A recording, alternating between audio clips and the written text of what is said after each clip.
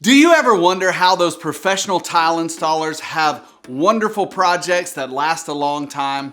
Part of that is their troweling technique. And there's one technique that is far better than the other, and it's called directional troweling. If you don't know me, my name is Craig, and I'm here to navigate and help you through your tile project. And today's topic is directional troweling, the #1 way to get perfect coverage on most any tile installation. Directional troweling is the method in where you take your trowel and you comb out the ridges of your mortar in a straight line. Normally, this is perpendicular to the long side of your tile. This way, when you lay your tile in the mortar, the air can escape out the ridges, which gives you superior coverage and mortar transfer from substrate to the back of your tile. Now, before we jump into that, I want to clarify a couple of terms. What is a tile trowel and what is its purpose? Now, we made a whole video about that, and feel free to take a look at it, but the basics are a tile trowel is a gauge for the adhesive, and it gauges how much mortar is underneath your tile depending on the tile size. So the note you need to remember, the smaller the tile, the smaller the notch. The larger the tile, the larger the notch. Another term that you need to be familiar with is what we call coverage. And what this means is how much mortar has transferred from the substrate to the back of your tile. Normally we discuss this in percentages.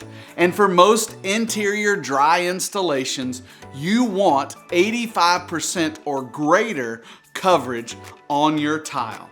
We're gonna show you how this works today. I've got some acrylic tile. That way, when we put the tile in the mortar, you can see what's going on underneath it. And we're gonna start with a trowel that is too small for the size tile we have. We've already got our thin set mixed, and now we're gonna trowel out in the right procedure. We're gonna take our mortar, burn it into the substrate, and that just pushes the mortar down into whatever we're installing it on, which increases the bond strength.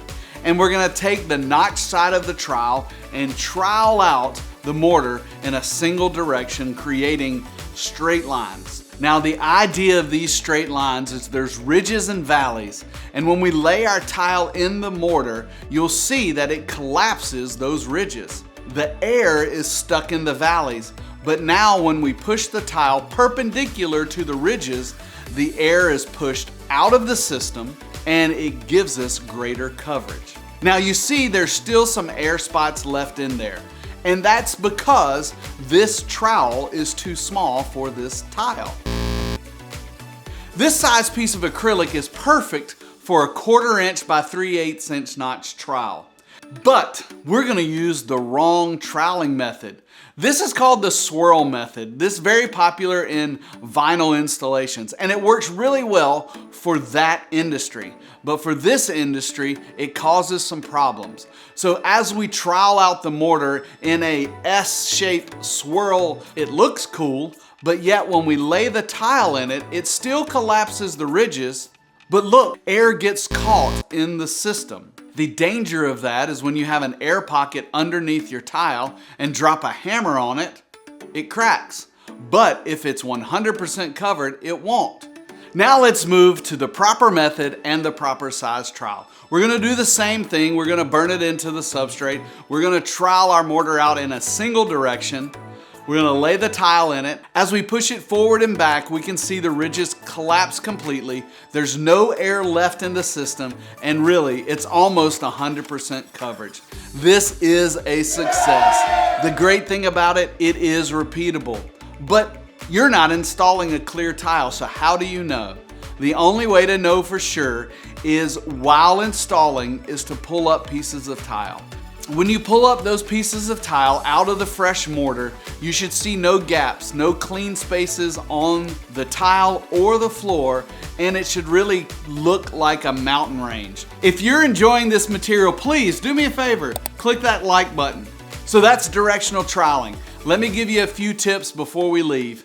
Number one, make sure you have a flat substrate. Number 2, make sure you mix your mortar correctly.